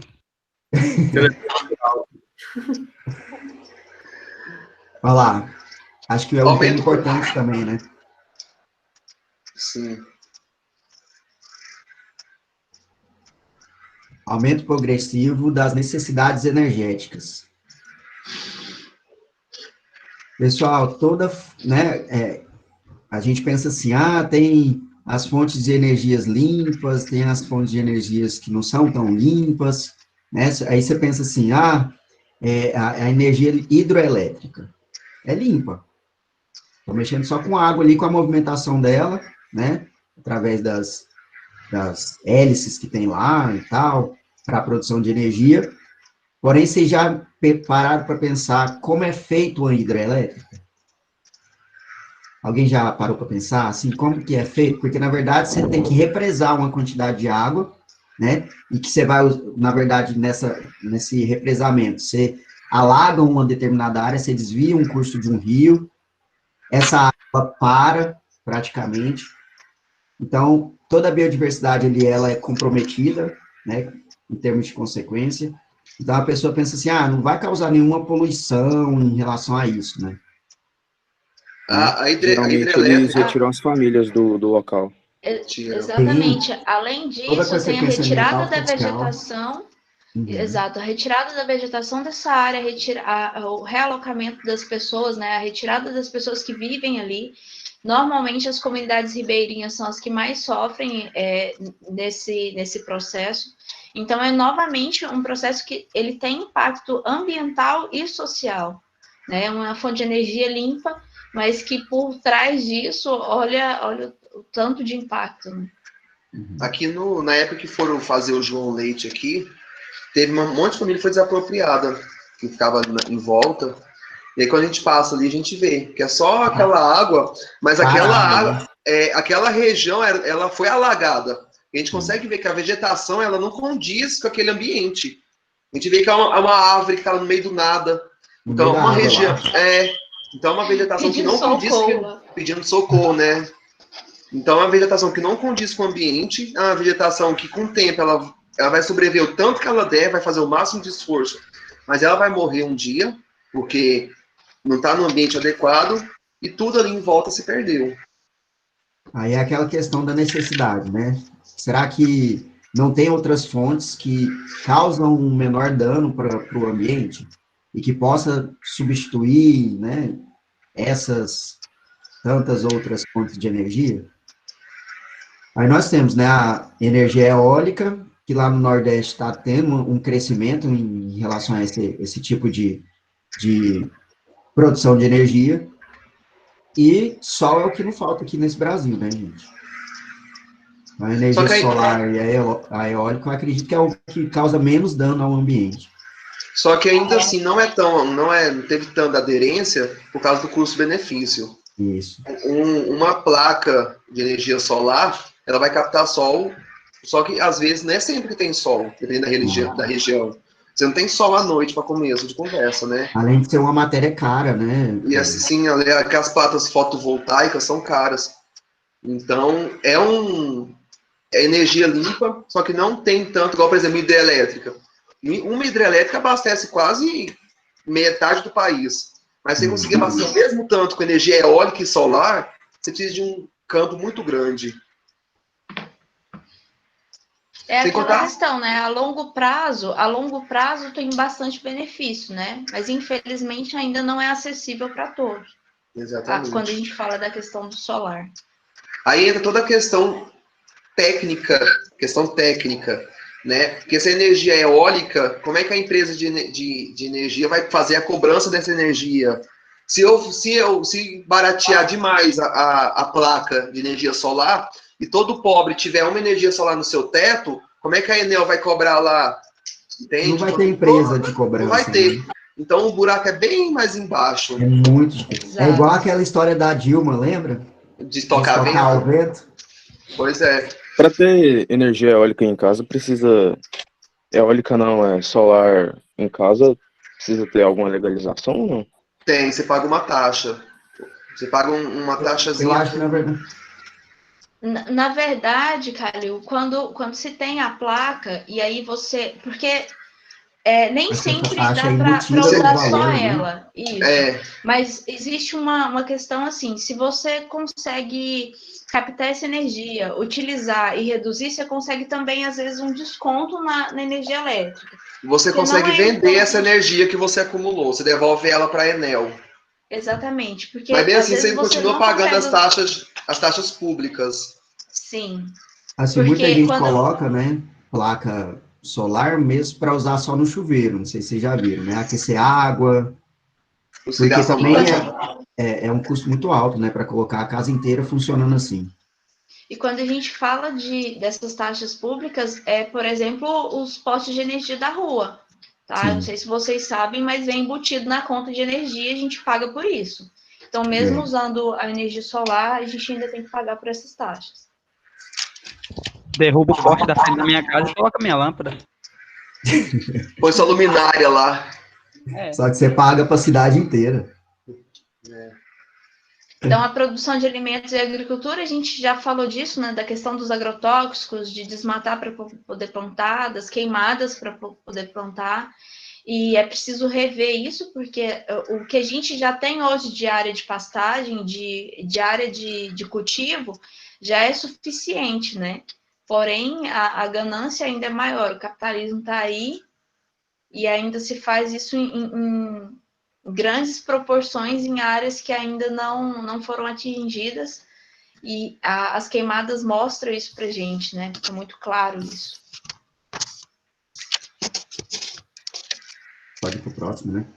Pode. Dá uma acelerada para ver se a gente chega nas questões. Falta de Falta de saneamento básico, que é consequência, né, do crescimento exagerado da cidade, porque você não consegue acompanhar. Às vezes, o saneamento básico, ele chega em alguns locais, só que já passou, a cidade já cresceu mais do que aquilo. Tem muita cidade, tem muitos locais, muitos bairros em Goiânia, Aparecida, os mais distantes, e não tem saneamento básico. A pessoa ainda usa fossa. Balanço geral fica mostrando isso daí. Pois é. Ô, Calil, eu fiz uma pesquisa mais dos meninos em relação à região norte, sabe? E lá, em muitas reportagens, documentários que eu vi, fala em relação à falta de saneamento, que é um dos casos que mais afeta o Brasil, porque o Brasil é um dos países que menos tem saneamento básico. Sim. E aí mostra a situação de muitos povos na região norte, por exemplo, que não tem, nem sabe o que é isso, eles nunca tiveram acesso ao saneamento básico. Então, tipo assim, essas cidades afastadas, algumas nem sabem que elas têm esse direito, entendeu? De ter o próprio saneamento básico da região. E aí, com essa falta de saneamento básico, o número de doenças bacterianas, principalmente, aumenta muito. Cólera. E as pessoas morrem de doenças que, tipo assim, é absurdo morrer, tipo diarreia e etc. Doenças que para um país igual ao Brasil... Exatamente. Bora lá, Calil. Bora.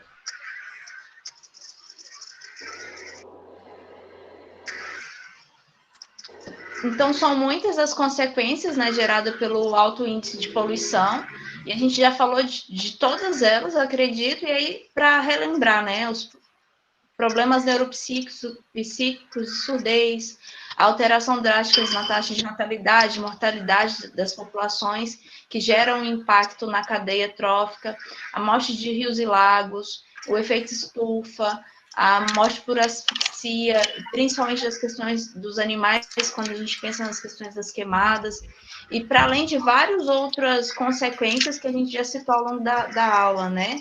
A destruição da camada de ozônio, a questão da chuva ácida, inversão térmica, mutações genéticas, necrose de tecido,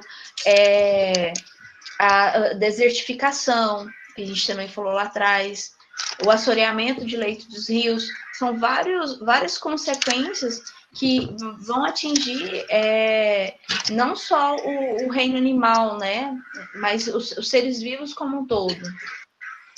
A gente pode pôr intoxicação com metais pesados, que é o caso lá do Brumadinho e Mariana. Então, assim, e a intoxicação por agrotóxico também, né? Também. Vamos partir para coisa boa? Quero ver todo mundo respondendo aí no chat, hein? Tá acabando, gente, tá acabando. Aguenta aí que já... Agora vocês vão almoçar, relaxa. Não liberaram o almoço ainda não, peraí. Ninguém vão ser bateu os logo, últimos né, a sair hoje. Aqui hoje a gente é os primeiros a sair, professor. Hoje os terceiros são os últimos. Terceiro ano maratona não é o arroz está caro, vai demorar um pouquinho o almoço. Tipo uns 3 meses. Só um pouquinho, 3 meses. Podia ler pra gente um aluno, né? O que vocês acham? É mesmo. Eu acho justo. Eu acho digno. Eu leio. Tá bom. Leia. Vai lá, João.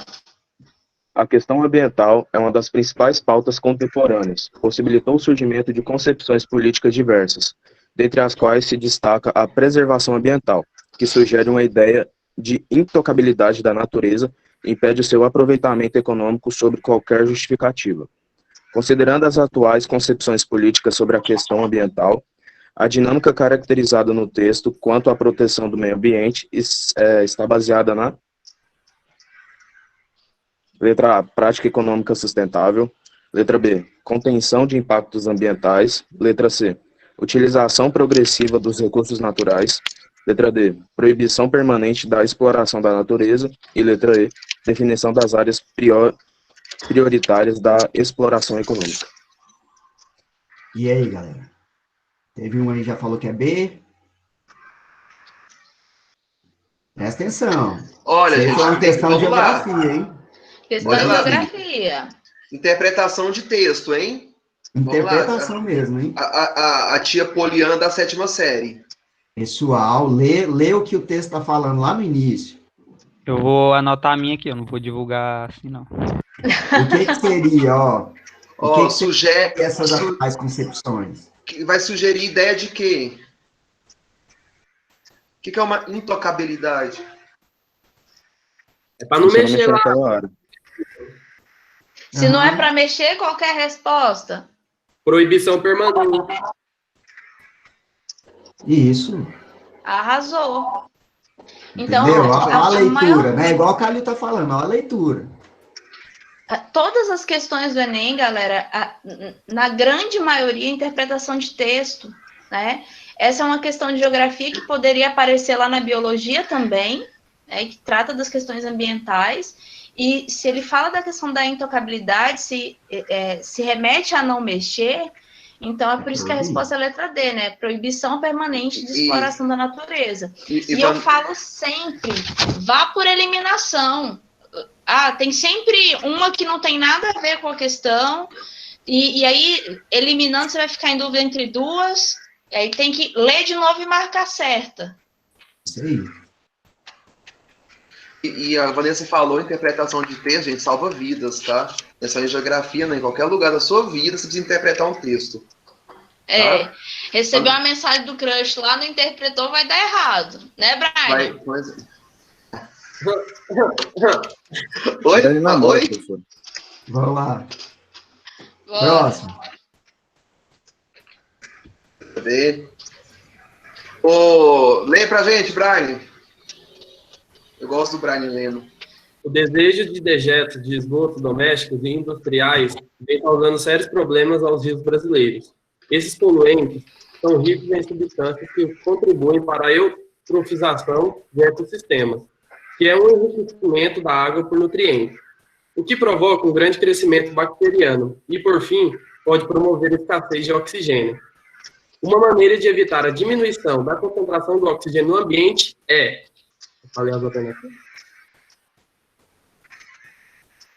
Letra A. Aquecer as águas dos rios para aumentar a velocidade de decomposição dos dejetos. B. Retirar do esgoto os materiais nutrientes para diminuir a sua concentração no rio. Letra C. Adicionar bactérias anaeróbicas às águas dos rios para que elas sobrevivam mesmo sem oxigênio. Letra D. Substituir os produtos não degradáveis por biodegradáveis para que as bactérias possam utilizar os nutrientes. E letra E. Aumentar a solubilidade dos dejetos no esgoto para que os nutrientes fiquem mais acessíveis às bactérias. E aí? Gente, aquecer a água dos rios para aumentar a velocidade de decomposição dos dejetos. Alguém já viu alguém aquecendo a água do rio, gente? Assim, não, eu vou... Na moral, então, boa, assim, sem julgar assim, ninguém. Alguém já... Então, a gente já elimina de cara a letra A, né? Essa é uma questão de biologia. E aí? Ó, vamos para D. Tem gente falando na D, fala lá, ó, substituir produtos não degradáveis por biodegradáveis para que as bactérias possam utilizar os nutrientes. Imagina aqui comigo, ó. Eu vou dar mais alimento para a bactéria se proliferar naquele ambiente. Vai ficar pior. Eu vou chegar com churrasco no buffet. Exatamente. Ótimo. Então a D não pode ser, gente. Cuidado, cuidado. E a B, olha lá. Retirar do esgoto os materiais ricos. Dá uma lida na letra E também. Aumentar a solubilidade dos dejetos no esgoto para que os nutrientes fiquem mais acessíveis às bactérias. Mesma coisa, né? Você está torcendo para quem nessa história, na verdade? Agora você pensa, né? Você pega uma questão do Enem, e aí a gente já achou três alternativas absurdas, a gente já eliminou aí de cara. Tá vendo que é interpretar mesmo? Então, na verdade, até a letra C está favorecendo bactéria, né? Ó, tá adicionando bactéria anaeróbica. Então, a única possível aí seria a B mesmo, ó, retirar do esgoto os materiais ricos em nutrientes. Porque aí, se eu tirar o nutriente disponível para a bactéria, como que ela vai se alimentar, né? e não vai proliferar. Então, é a B mesmo? É a B mesmo. Sim. Fechou. Isso aí. Bora para a próxima. Ô, Calil, o senhor já falou isso pra gente nas aulas, não já? Já. E eu lembrei disso, sabe por quê? Porque na hora que eu li o texto, li as questões, eu falei assim, gente, é a letra B, porque o Calil já falou disso. Viu só, a gente tem que atenção na aula. E aí? Na hora do Enem, vai lembrar do Calil Queria falando. que meus alunos fossem assim também, ó. Né? Eu também, Bruninho. Vamos Como fazer é que é, Bruno? assim? Repete aí. Não, tudo bem? Eu também queria que meus alunos fossem assim. Vamos fazer Vamos assim, pra próxima? gente? Vamos fazer assim. Eu escolho um do Santa Luzia, a Vanessa escolhe um do Michele e o Bruno um do Cecília. Para as 3 últimas questões a gente encerra. Arrasou. Eu voto no Brian. Escolhe aí Voto um no Brian aluno, também. Vanessa, do Michele. Adriele tá por aí? Vou escolher uma menina que 2 meninos já leram. Então, vou escolher uma menina. Isso aí. Agora é só menina. Né? Cadê as meninas? Adriele tá aí? Tô! Lê pra gente, por favor. A próxima. Passar a questão, né? A próxima. Ai, pera. Geografia. Ai, lindo.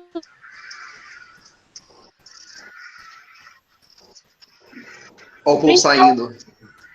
O principal causador de efeito estufa, isso ocorre por causa da quantidade de combustíveis fósseis queimados, principalmente no transporte, mas também em caldeiras industriais. Além disso, nessas cidades concentram-se as maiores áreas com solos asfaltados e concretados, o que aumenta a retenção de calor, formando o que se conhece por ilhas de calor. Tal fenômeno ocorre porque esses materiais absorvem o calor e o devolvem para o ar sob a forma de radiação térmica. Em áreas urbanas, devido à atuação conjunta do efeito estufa e das ilhas de calor, espera-se que o consumo de energia elétrica, letra A, diminua devido à utilização de caldeiras por indústrias metalúrgicas, letra B, aumente devido ao bloqueio da luz do sol pelos gases do efeito estufa, letra C, diminua devido à não necessidade de aquecer a água utilizada em indústrias, letra D, aumente devido à necessidade de maior refrigeração de indústrias e residências. Letra E, diminua devido à grande quantidade de radiação térmica reutilizada. Então, olha só, a questão ela está falando sobre o consumo de energia elétrica, né? Então, nas cidades, esse consumo de energia elétrica, pensando no processo do efeito estufa e da ilha de calor, ela vai aumentar ou diminuir? De cara, assim. O consumo Vai aumentar. Aumenta, né? O consumo de energia elétrica aumenta. Então, todas as questões que estão lá, que é para diminuir, a gente já elimina. Elimina. Já sobraram então, duas sobra só. para a gente B e D. D. Então, letra B. Aumenta devido ao bloqueio de luz do sol pelos gases de efeito estufa? O gás de efeito estufa está bloqueando a luz solar aí na casa de vocês? Oh. Devia. Devia, né? Nunca. Ô, gente, tipo assim, o Matheus, nosso professor de física, ele já falou... Afasta da boca o microfone. Da boca. Meu Deus. Fala. Pode falar. Fala, Isadora. Porque, igual, tipo assim, professor, o professor Matheus, ele já falou sobre isso com a gente com isso nas aulas, né? E eu lembrei dessa questão aí, então a resposta certa é a letra D. Então, aumenta devido à necessidade de maior refrigeração de indústrias e residências, né? Então, tanto nas indústrias como na residência, a gente tem uma alta demanda pelo consumo de energia elétrica. Então, é sossegado. Leu, interpretou, letra D. Tranquilo. Calil, escolhe um. Pode escolher.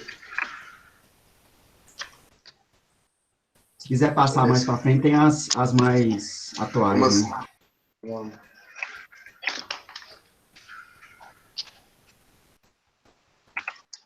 Acho que tem mais 2016, 2017, 2018.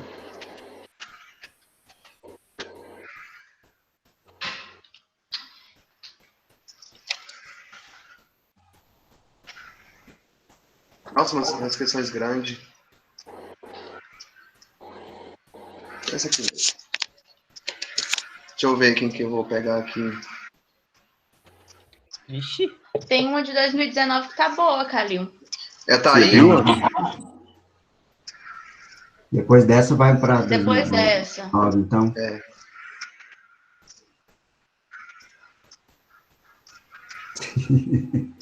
Ô, Samir, está aí?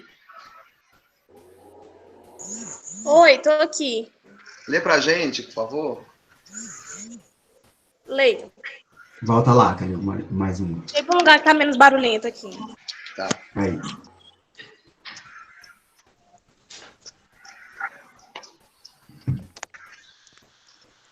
Pronto.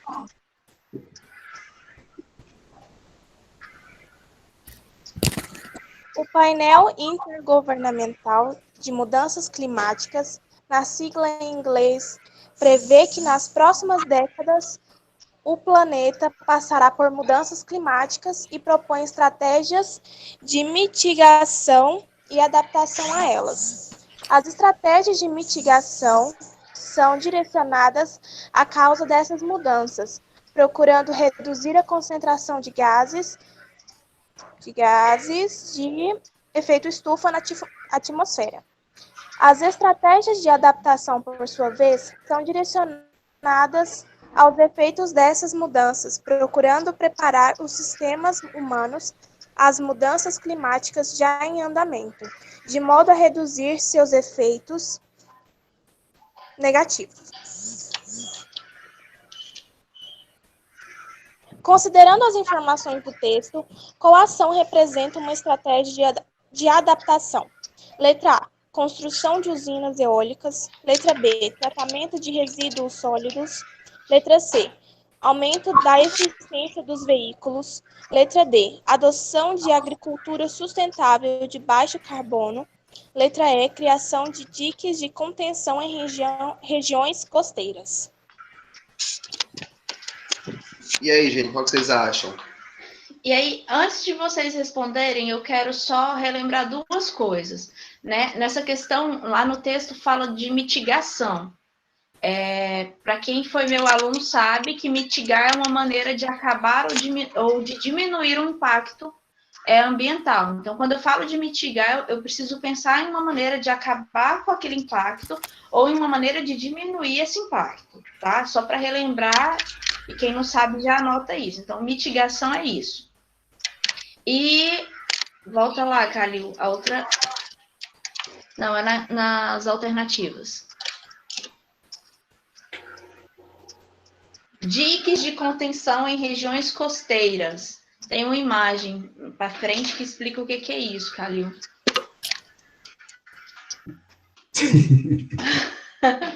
Opa! Olha! O povo errando já. Foi rápido, ninguém viu. Quando a gente fala de diques de contenção, são essas barreiras construídas normalmente em regiões costeiras, né? Regiões que tem mar. Só para vocês terem uma ideia do que é isso. Se é adaptação, você não vai mexer muito naquela estrutura. Você vai viver com aquilo, naquelas condições possíveis. Então, por exemplo, uma adaptação é melhorar a eficiência do veículo. Volta lá. Não, você vai evoluindo ele, mexendo nele. Uma adaptação é tratamento de resíduos sólidos.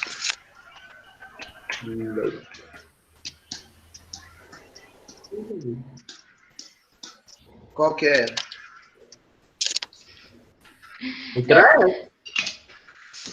Gente, é a estratégia da adaptação, não é o que você vai, tipo assim, evitar para que aconteça, entendeu? Você vai... Vai continuar acontecendo, só que você vai estar continuar preparado acontecendo o para isso. aquecimento global, né? Mas você vai ter que se preparar para isso. E essa adaptação seria, porque não vai aumentar o nível do mar, o aquecimento global? Derretimento das calotas. Aí o mar vai começar a entrar nas áreas costeiras.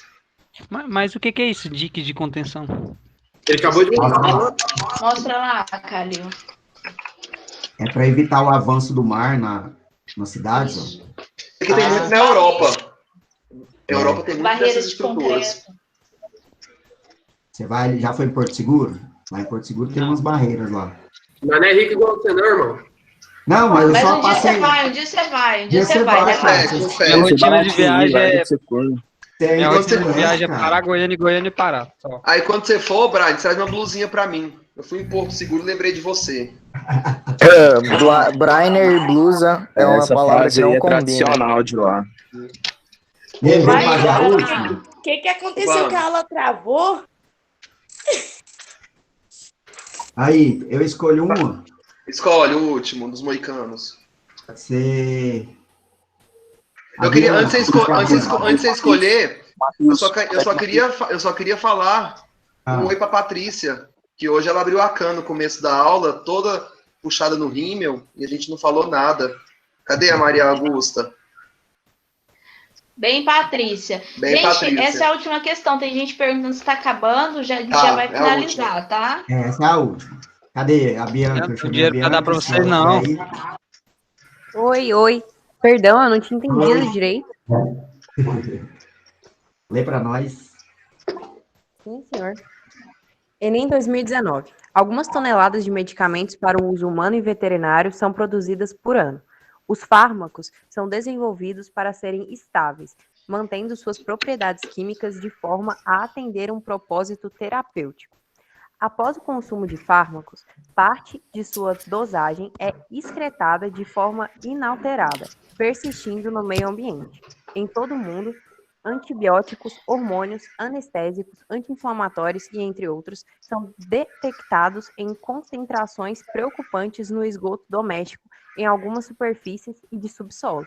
Dessa forma, a ocorrência de fármacos residuais no meio ambiente pode apresentar efeitos adversos em organismos aquáticos e terrestres. Qual ação minimiza a permanência desses contaminantes nos recursos hídricos? Letra A. Utilização de esterco como fertilizante na agricultura. Letra B. Ampliação das redes de coleta de esgoto na zona urbana. Letra C. Descarte dos medicamentos fora do prazo de validade em lixões. Letra D. Desenvolvimento de novos processos nas estações de tratamento de efluentes. E letra E. Reuso dos lodos provenientes das estações de tratamento de esgoto na agricultura. E aí, galera? Ele quer saber qual vai ser a ação que minimiza esse descarte aí, ó, dos contaminantes no recurso hídrico. Tá na água, lá nos rios, lagos, enfim. Qual a ação que vai minimizar esse descarte?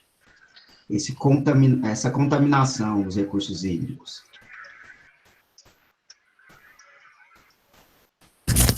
D, todo mundo tá no D?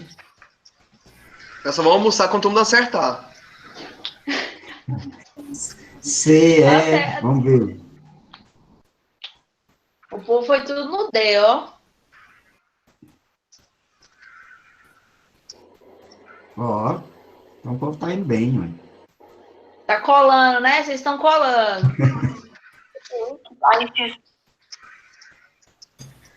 Pessoal, antes de descartar alguma coisa, né? Por exemplo, tudo isso aqui vai para um esgoto, né? Enfim, ele vai ter que ser tratado, de certa forma, antes de cair no meio ambiente, né? Novos processos de tratamento. Vai minimizar o tratamento, exatamente. O que vai minimizar é tratar isso daí. Porque se jogar no lixão, você ainda pode gerar uma contaminação, né? Então, certo é o quê? Ainda outros problemas, que vai queimar depois aí. Justamente, pode ir para o ar, pode ir para o solo, né? Pode ir para a água. Não, e sem contar que a gente tem, infelizmente, a gente vive ainda que tem pessoas que vão para o lixão para procurar coisas, né? Então, às vezes ela acha um medicamento que pode ser mais perigoso. Sim. É isso. Letra D. Doido de fome. Pessoal, Gente, para quem conseguiu resistir aí até agora, né? Vamos agradecer a presença de todos, agradecer Calil, Vanessa. Amém. Obrigado por participar aí do nosso aulão. Calil, você tá cada dia mais lindo, viu? São seus olhos, e eu tô mesmo. E a câmera. Tô falando. A câmera, Ninguém é convencido, hein? Não, Calil gente, fala sempre- sério, Calil- esses três sério mesmo, professores são sério maravilhosos. Sério mesmo. O Calil sempre. Não, o vocês Calil estão tudo sempre foi maravilhoso. lindo. Vocês estão tudo maravilhoso, mas o Calil tá mais Amém, maravilhoso que os mano, outros amém, maravilhosos. velho. Deixa eu Calil contar é pra PPT. vocês que Gente, a vamos metade entrar em do um PIB acordo. A Vanessa é a mais linda. Tchau, obrigado. Com certeza, né? Eu concordo, A eu Vanessa é mais concordo. bonita que todo mundo. Não é nada, o mais bonito daí é o Calil e o Bruno. Gente, É o Calil. É que é